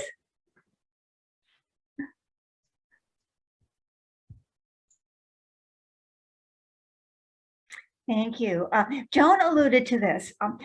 Another thing you could do is attend Lobby Week, which will be January 24th through the 27th. It's presented by the League of Women Voters of Washington and Fixed Democracy First. You might have heard Cindy Black of Fixed Democracy First speak earlier today. The Lobby Week will consist of a program Monday evening, which will feature current democracy issues, climate, land use, and housing issues, including a speaker from the FutureWise organization, a panel discussion with leaders of both parties, and a how to lobby session.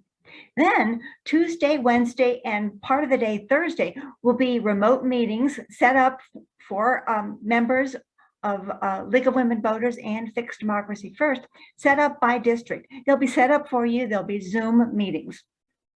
Finally, the evening of January 27th, which is Thursday, we'll conclude and celebrate. There's more information coming shortly, so thank you for that. Let's see. Now, we're going to shift gears a little bit. Would you like to be more involved in how our League of Women Voters of Washington organization is run? The chair of the State Board Nominating Committee, Shelley Jones, would like to give you an opportunity. Can I have slide 3, please? And Shelley.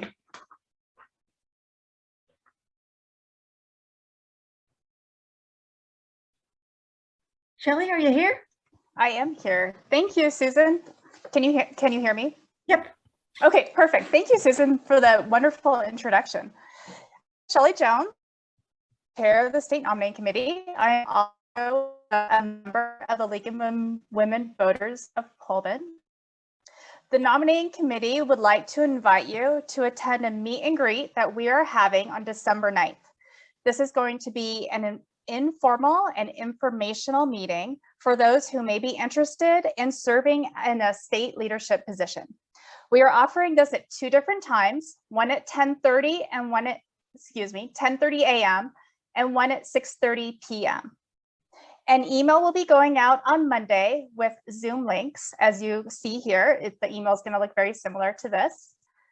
And we hope to see many of you attending one of our sessions. Again, thank you, Susan, for giving me a few moments to invite people today. Okay, thank you, Shelley, very much. Okay, one more thing I want to mention to you, and that is an event coming up on Monday. And I believe Amy has a slide. There it is. Do you want to talk about this a little bit, Amy? Sure. This event is going to be very action oriented. I'm kind of excited about it because it's going to be different from what we've been doing so far. So it's actually going to have time during this hour for us to write letters and make phone calls, as well as have somebody who's from the national coalition work for, oh gosh, of course my dog decides to bark now. The National Coalition for, what is that? DFAD, Defending Something, Something and Democracy. Anyway, it's going to be very, very cool. And you're going to have an hour of just actually taking action. And then you will be done and you can go have dinner and feel really good about having done your due diligence to try and preserve our democracy. So that is my spiel. And I will put a link to the sign up for it in the chat. Just put that in the chat, Amy. Oh, thank you, Cindy. Oh, and what's the coalition called? Why am I spacing DFAD? Declaration for American Democracy. Comms Director Spencer Olson will be there to talk about best practices and messaging. Excellent. And LWV US is a major part of that coalition. So they've been doing lots of work at the national level in this. All right, that's it. Okay, thank you very much. I have really been wondering why I'm not hearing more about this, about these two bills from my current senators. I get requests for money just about every day, but what I don't, and I get lots of information about the Build Back Better. I'm wondering why I don't hear more about these. So I'm going to ask those questions on Monday. So thank you very much, Amy. Now, could we have the last slide, please? Okay, I am just about done talking. Thank you very much. There is a survey coming because we want to know what you think, not only about this program, but about what our lobby team ought to be doing. And I'm hoping to see you virtually or for real in Olympia someday. Now, I hope you will all stay on for Marty Gibbons' how-to session, which is coming right up here. I believe we have a 5-minute break before that starts. So how do we get back in? Everybody can just stay here and turn off your camera and mute yourself and go take a potty break or a tea break. And we will see you back here in 5. Okay. And I will start the timer. Awesome. Thank you.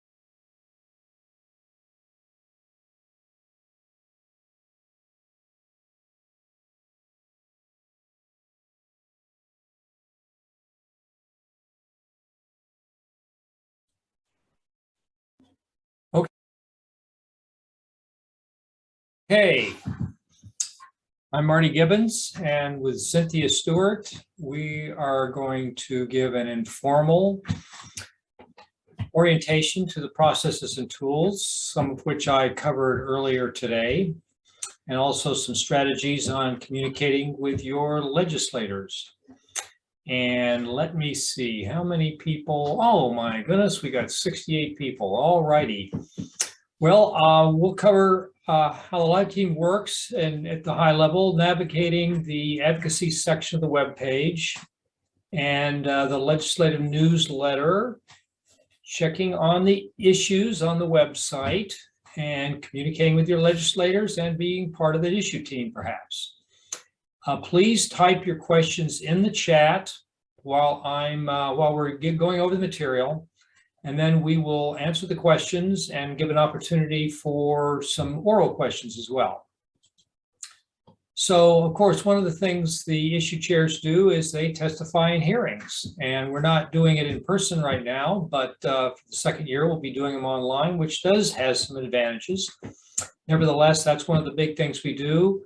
We're somewhat the face of the state league in that respect to the legislature. Whoa, too much. We also write written testimony to the committees primarily of the legislature. And we do this from the perspective of the league and the positions the league takes. So it isn't just what our opinions are. We apply the league positions to bills and other issues in the legislature. And we create a written record for our positions. And we communicate with the members and the voters, members of the league and other voters, with the legislative newsletter, with action alerts. I hope you've seen some of those, online updates to the issues we're following, and using the Washington Legislator Information website. We do a lot of research along these lines for your benefit, so you don't have to do as much, but you can do some too. If you have an issue you're particularly interested in, I'm delighted to give you some hints on how to start that process. There's a lot of links in the chat right now about how to subscribe to the newsletters, particularly the legislative newsletter, but it's also on from our main webpage, on our homepage, about us, and there's lots of information here, but go down to the league newsletters and you can subscribe from there. And you can also read the archives. And you can, if you're not getting the voter newsletter, you can subscribe to that and read those archives as well. That is way too far down. Okay, example of the legislative newsletter. And it has several parts, but that's the banner for it with the date and all. But the real meat of it, first part is this week's action alerts. Typically, the lobby team selects 4 hot issues for the week. This comes out every week.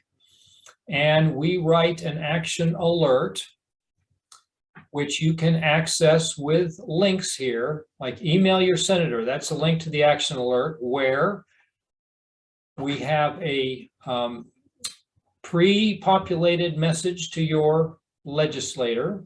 If your legislator has a decision to make on this, each district may not have a legislator on a committee hearing a bill or voting on a bill. So you may not necessarily get the action alert, or the action alert may not go to your legislator. At any rate, with that link, email your senator, you can go to the action alert. You can find more about the bill we're talking about with the highlighted link calling out a bill number.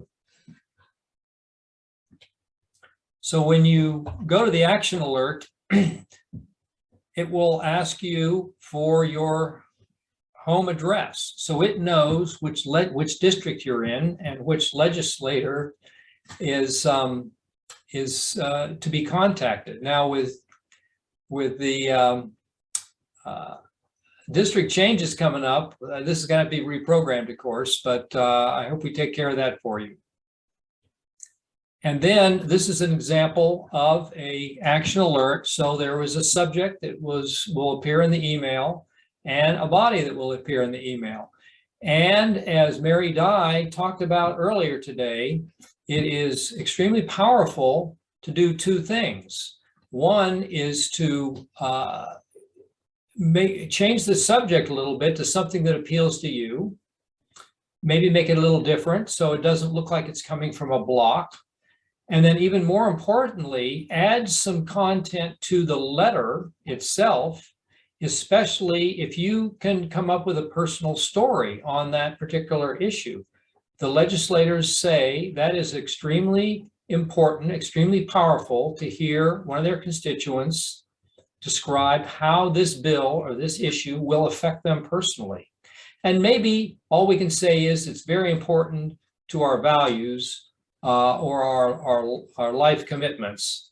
And maybe that's enough. But sometimes there's even something more important to their family life, their personal life, that a bill will make a difference to them. And the legislators want to hear that kind of thing. So don't hesitate on an action alert to update the subject and add at least a sentence to the front of the letter so it personalizes it for you.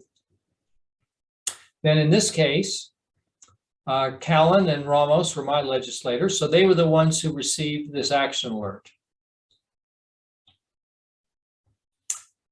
Back to the legislative newsletter. Further down are the issues with links to the issue pages, and those are updated every week during the legislative session with new information on the progress of the bills through the legislature. And we're going to try something new this year, but this in the letter, it will usually have one sentence on updates if there's something happening to attract attention to the readers. At any rate, these issue pages are also available under the advocacy pull down on our homepage or on any page of our website. And you go down to, well, current issues. We're going to try a new format. So if you've seen the old format before in previous years, you're going to see something new this year. We're trying to make it more streamlined. We're trying to make it more quick for us to update the information and for the readers to get the information and to see the progress of the bills we're tracking. So this is just a mock-up here, but a list of the bills will appear, where they are in the process, whether the league supports them or not, a brief title, and where they currently are in the process. For instance, the Senate Bill 5126 at the top would have been through committee in the Senate, well, past the Senate, and in committee in the House, through committee in the House, and on the floor for a vote. Maybe not scheduled yet, but that's where it'd be. So it's a signal to look out for the next event. If it's on the floor, you could write your legislator telling them to help pass the bill.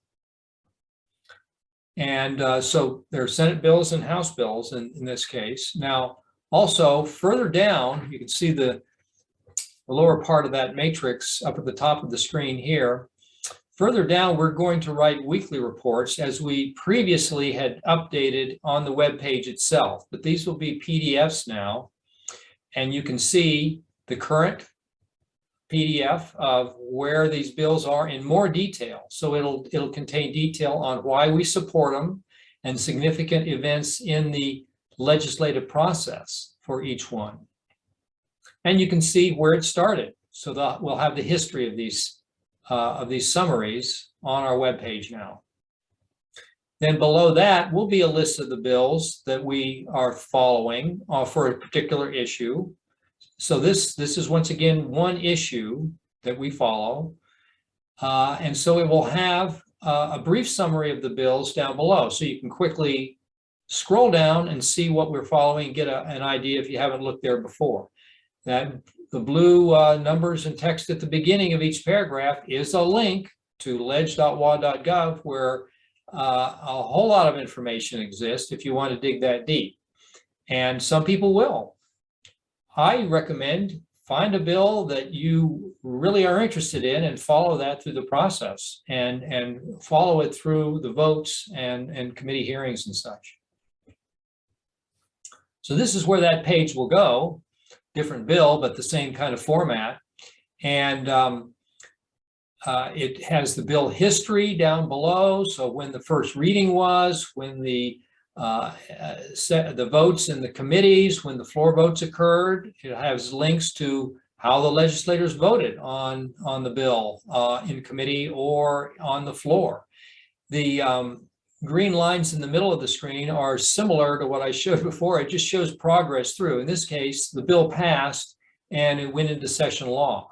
But as it starts, it will have a green dot under introduced in the Senate, and it'll crawl along as it makes progress through the legislative process. You can also comment to your legislator at any time. You don't have to wait for us to write an action alert. You can comment by selecting that link. It will ask you for your address, so it knows which legislators you want to speak to, want to write to, and you can enter an email to them. And so it's fairly straightforward. You don't have to know an email address for all your legislators in this case, but that's one way to find it. There are other ways in the ledge.wa.gov as well, but that's a convenient way to do it. Now, once again, the bill history, as I said, it shows the progress of the bill through the process. The green highlights here are, if you click those, it will open, and I can go through a demo later if we've got time. It'll open who voted for what, who voted for, who voted against. And then when it goes to the Senate, the same kind of thing, and down to the governor, and when did he sign it? And below that, additional documentation, which contains the original bill text. And as substitutes are offered or the bill is amended through the process, because amendments can occur practically anywhere in here, in the committees or on the floor. As those amendments are incorporated, a new bill will appear here, a substitute bill or a engrossed bill where they pull all the amendments in. And finally, as the bill passed the legislature, the last one here, then the legislative staff also prepare summaries of the bill in perhaps more natural language. There'll be summaries of summaries right at the top. Typically, it'll give a quick overview of the content of a bill. A little more information perhaps than the issue chairs will give on the league issue pages, but you can dive in more and find out more that way. I know it looks like a lot of information, so you won't want to do it on every bill. Read the legislative newsletter and our issue pages, and you can find out maybe what you need to know. And if there's a bill that really interests you, dive down into it by using the links to get to this page. Finally, at the bottom of that legislative page are the amendment, well, okay, at the top, financial impacts. There's the financial department of the legislature prepares for most bills a fiscal note which says how much revenue will be collected by a bill and how much spending will be by a bill and other costs associated with implementing the bill and managing the bill, administrating the new laws, I should say. And then below that are all the amendments. These are the amendments that occur on primarily on the floor. They have the striker amendment here. When a striker is when the whole bill is replaced by new wording largely. And so it just shows the history of many of the, or most of the amendments that occur. And then at the bottom, something really interesting are videos of all the hearings that occurred in the committees The floor votes aren't included in this list of videos, but if you want to see how the bills were debated, how the hearings went, who gave testimony, and what they said, pro or con, you can watch these videos, and it's like a YouTube video. You can speed up to where you want to watch. You don't have to watch a hearing on 5 or 6 bills. You can slide the slider over and find the bill you're interested in. Might be a lot of testimony though. Back to the ledge.wa.gov at the high level. Once again, you can use the links if you go to the first page to contact your legislator, commenting on a bill, the bills itself, enter a number. Once you select that second link down that I arrow with the green arrow, you can enter a bill number, just the 4 digits, and find the history of that bill like we were looking at. And you can also set up tracking mechanisms. You have to start an account with ledge.wa.gov, but you can set up a tracking mechanism where it will email you status and updates and news on a particular bill or a particular list of bill if you want to go that far. I said earlier that our testimony, both written and oral in the committee hearings, are not based on our personal notions of what is right and what should be done. They're based on league positions. Now, having said that, of course, each of us has an interest in the issues we chair. So it's likely most of our opinions will align with the league. But if one of my opinions doesn't align with the league, I don't bring that opinion up. I stick to the league positions to guide how I write and how I write both my vocal and written testimony. You can find those documents under advocacy league positions. And we have a document both for the state, which is the Washington State Program in Action, and the National League has a similar document, Impact on Issues. And they outline the positions that the league has taken and other statements the league has made, even if it isn't a formal position. But I use those passages to validate how I write testimony and what I say in the committees to the legislators, and what I say to the legislators even in a conference or a telephone conversation with them. I don't deviate. I don't express an opinion that doesn't align with the league positions. Finally, well, maybe not finally, but join the team. If you want to participate more in this kind of advocacy, and it doesn't have to be extensive. It doesn't have to be to the extent of an issue chair, but it could be taking one bill and drilling down in that and providing the issue chair with more information and analyzing the bill for how well does it align with league positions, and should we be recommending changes to the bill based on league positions and other information that we can find that supports our position for maybe offering an amendment. Now, we can't offer amendments. We'd have to have a legislator or recommend a legislator amend a bill, but that could be an area that we pursue with enough volunteer help.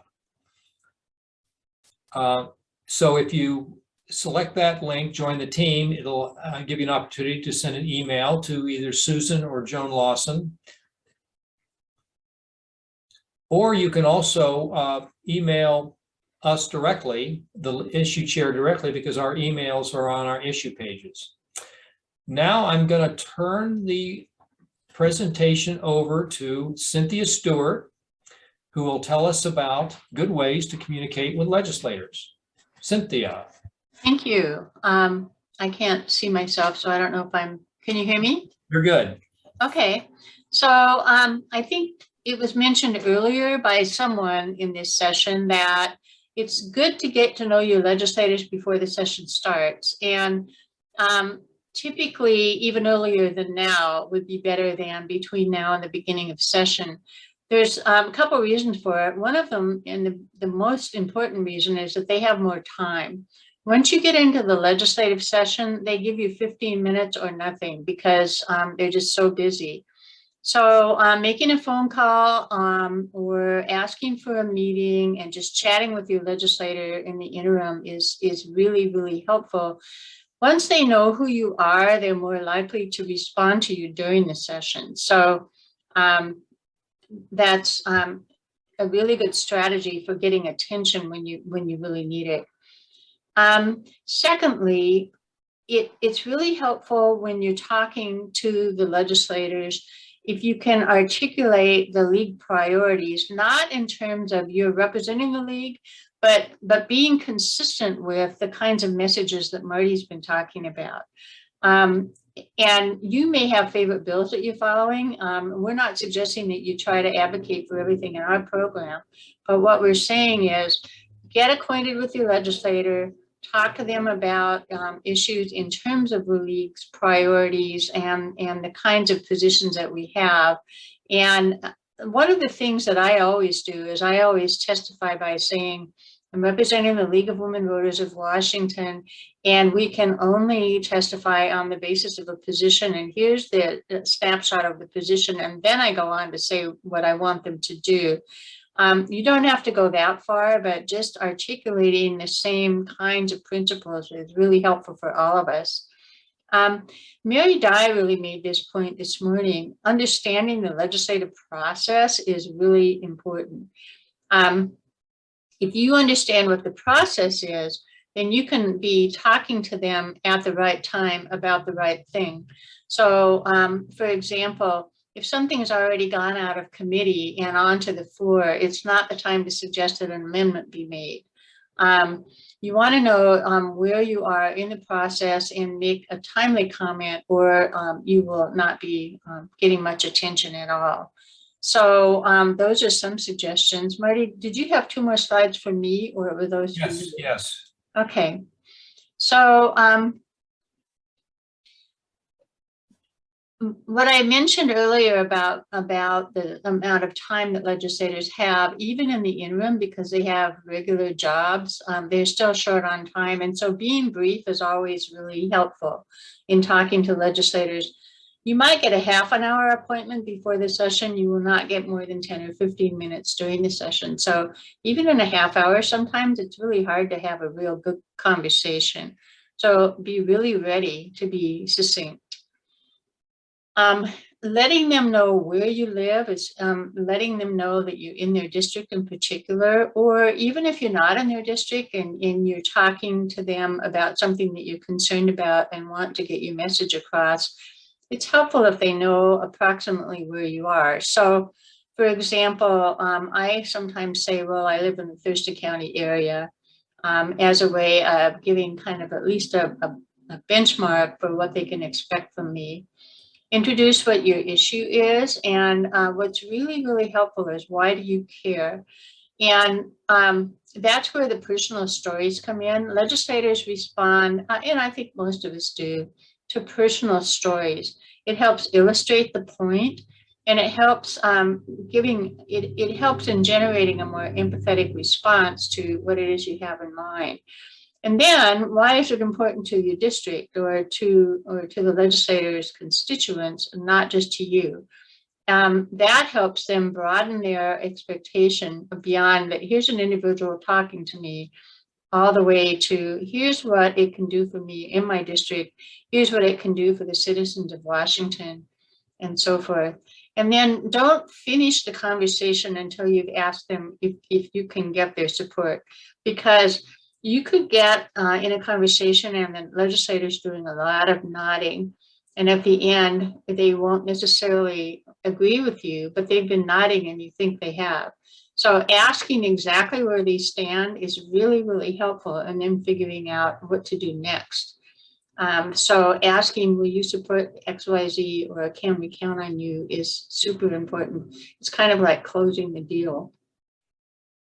I want to also add, there's a style in terms of dealing with legislators. This has come up a little bit this year in another environment, and so I thought I would bring it up here. When you're writing a formal letter to a legislator, be sure to use the formal heading and everything. You write to the Honorable Mary Dye, Washington State House of Representatives, blah, blah, blah, dear Representative Dye. If you're writing an email, you don't do all that formal heading, but what you do is you still say, dear Representative Dye. You don't say, dear Mary. And you also use a tone that is respectful and concise in your email and in all of your communication, so that they understand that you know that they are elected and representing a lot of people and therefore are very, very important people. So conveying that in everything you do is just super important. And if you're trying to convey something that's different than what that legislator thinks, being really super respectful about that, not argumentative. Sometimes throwing a whole bunch more facts at them isn't necessarily helpful to getting them to listen. So try to think about how you would feel if you were being bombarded with a bunch of information where you disagreed. Think about what would make it work better for you, and then turn the tables. And you want to be sure that you treat your legislator that way, in a way that engenders a response that's more positive. Is there another slide, Marty? Yes, there is. If I can advance it here. So one of the things that comes up all the time is, well, if I can't speak in the name of the league, why bother? And the answer is because we want to be sure that legislators realize that our organization of 2,000 plus people is just that. It's 2,000 plus people. It's not just one body. And so when we have multiple people conveying the same message as individuals, that is strength in numbers. And that is really what helps influence people who are making decisions. So get your neighbors, your friends, your relatives, and anybody you work with to contact their legislators if they have a concern about an issue, or if you want them to support what you're trying to do. Join a group working on your issue. That's one of the things that the league has been doing. We have joined coalitions, and one that I cannot speak highly enough about is the Washington Low Income Housing Alliance, for example. They are setting up legislative liaisons in every legislative district, and similar to what we're doing, but they have more power because they have a lot more paid staff. So when we join them and we collaborate, we actually we reinforce our weight. And so joining a group, or maybe you have a neighborhood coalition that's working on an issue, ask them to help with the issue that you're concerned about.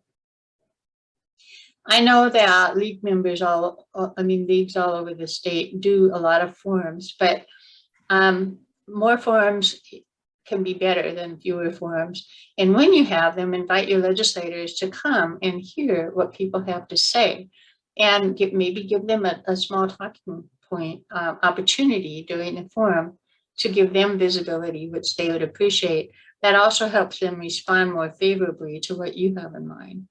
And then finally, the lobby day or lobby week was mentioned earlier by Susan. It's a really good opportunity to have somebody else set the meeting up for you. All you have to do is go and take the messages that you've accumulated and have that conversation and enjoy the opportunity to actually engage with your legislator. So any questions? Or Marty, I think while you were talking, I answered every question that came in, at least I think I did, on the chat. So I'm wondering if there are any questions now. Well, there was one question. What was the advocacy group name again, please? Anita, do you want to unmute and ask that question? I'm not sure what you mean by group name. We're the lobby team. That's the group. Maybe that was it. Okay. Yeah. The computer went out when she was voicing it. She just got through talking about it. Okay. Are you talking about the Low Income Housing Alliance? I'm not sure because the computer went out. Yeah, You just mentioned it. What I was saying is a group, an example of one of the groups that the league has joined is the Washington Low Income Housing Alliance. Okay. And we've joined a number of other coalitions too. There's actually a whole list of them, and I think they're on the website. We are on the website, yes. Okay, thank you. Earlier, I'm not sure if this got answered. There was a question on who gets the, Ann Murphy asked, all members automatically receive both the legislative newsletter and action alerts. Non-league members could also subscribe to the legislative newsletter and were then in the database. Yes, they are. Yeah, I answered that already. Yeah. Yeah. Oh, yeah, you did? Yeah. Missed it. Okay. Yeah, I see it now. And yes, that's still the case, right? And so non-members, non-league members can subscribe to the legislative newsletter. So you can tell your friends to subscribe and then they will get an email and they will have links to the action alerts as well. And we encourage people to adjust the wording in the action alert and personalize it. So I see a question here from Carolyn. When I write my legislator, do I sign it with my name as member of the league? We would prefer that you not do that. I don't think it hurts in the body of your letter to say I happen to be a league member and this is what the league's supporting. But if you sign it as a title kind of after your name, it looks like you're speaking for the league, and that makes a little bit of a distinction that I think would not be a good idea. I have also heard that if a lot of messages come from league members, some legislators will consider that one. You know, it's like what Mary Dye was talking about. She gets 1,000 obvious reproductions of a message, and she considers that, you know, one opinion. And so that's why we keep emphasizing to personalize these.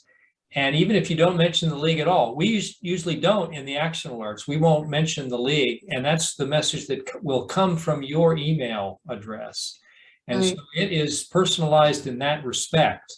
In other words, it doesn't come from any big league email address, for instance. If it did, it would look like a block. And so you can't, we'll give you an opportunity. It will give you an opportunity to personalize and make a letter from you. And often the legislator will respond back, or their staff will respond back and say, I received your letter, thank you very much, at minimum, or sometimes they'll say more. So there's another point in here that I want to go to. Ruth has said, inviting our legislators is not perceived as being partisan. Correct.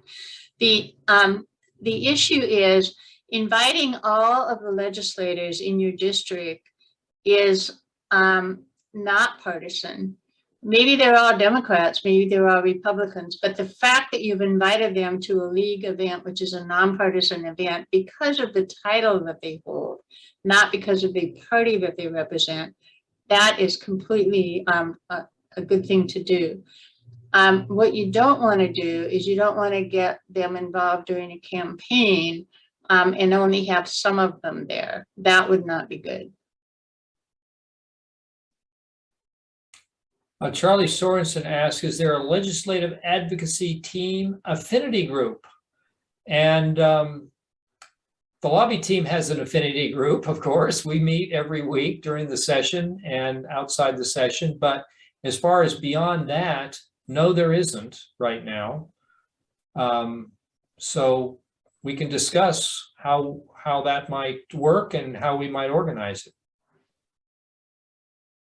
And what would be? I want to go to Carol Sullivan has been setting up, as I understood it, an affinity group of people who are interested in understanding legislative issues during the session and who will take action again as individuals, but using the information from the session. And the affinity group, as I understand it, will be set up kind of like Coffee with the League that some leagues already do, except it will be available statewide. So Carol, you may have an opportunity here to tell people in the chat or later how they can get engaged in that.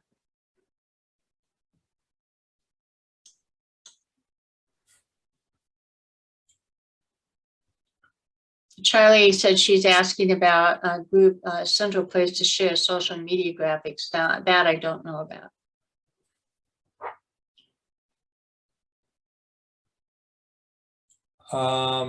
Let's see.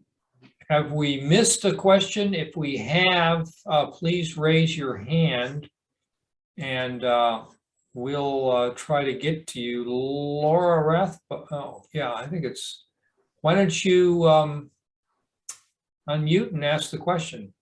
Yes, I was wondering if when we send an email, I sometimes wonder what to put in the subject line. I've been told that they don't necessarily know things by bill numbers, so you should mention the name or the sponsor instead, or and do you do you ask for support right away, or do you kind of hide it, maybe just put the title, just what's the best thing to put in the subject line? I would suggest that in the subject line, you just put the category or the subject, the broad subject category. And then in your email, you do the same thing that we said about when you're even talking to them. You say, I live in your district. Here's an issue that's really important to me. If you have a bill number, you say, and it's represented in bill number, blah, blah, blah. And so I really encourage you to support this. It's important to members of your district for the following reason. And please let me know if you need any additional information or something like that. And then I want to add that Kim had pointed out, you also want to thank your legislator. You want to thank them for any action that they've taken that you agree with. And if they're sponsoring a bill that you are promoting, you want to thank them for that too. Thank yous get a lot of response. I have been taking, lately I have written to every representative who votes for my bill on the floor, as well as every time they vote in committee. And I have gotten so many answers back saying, thank you, nobody ever says this. So it's a good reinforcement tool and they remember you later.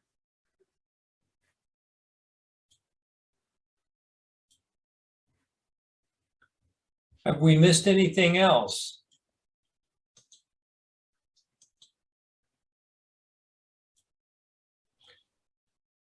Well, maybe we'll get 7 minutes back. Yeah. And we can have more of these if you express interest in diving deeper. The leg.wa.gov does have some online tutorials on how to use it at somewhat a high level. And really, I'm a high level user myself. There's so much you can find at the highest levels. But okay, Lisa Ornstein. Yeah, I was just noticing that too. What is your question, Lisa?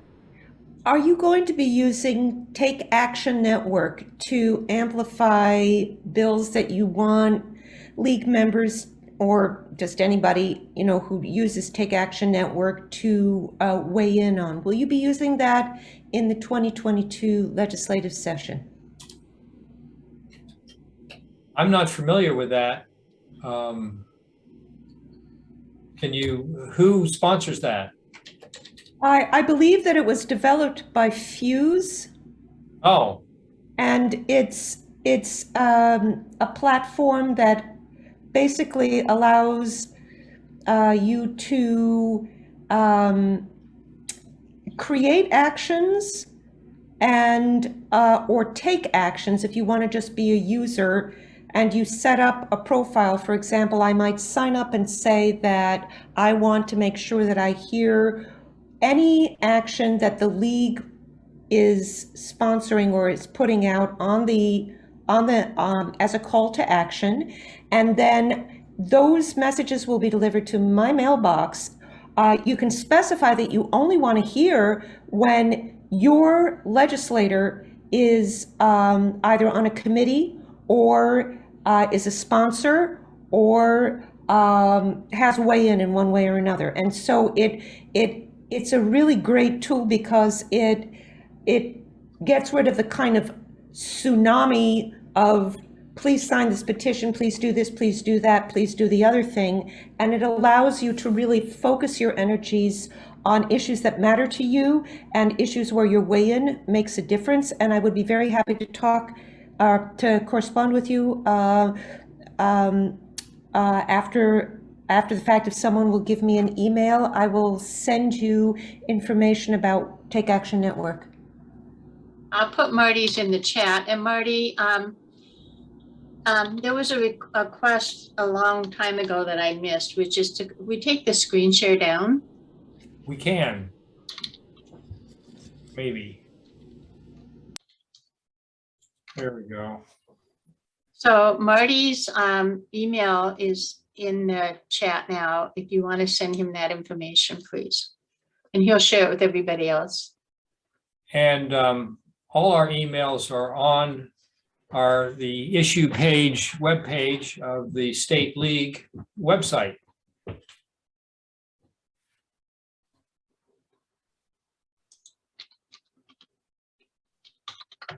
Anything else, everybody?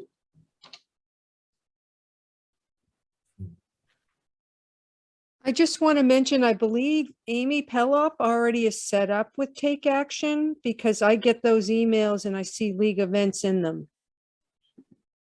Thank you.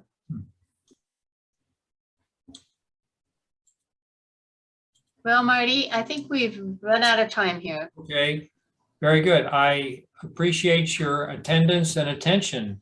And we are only an email away. So see you at the Democracy Day coming up, and read your legislative newsletters. Thank you.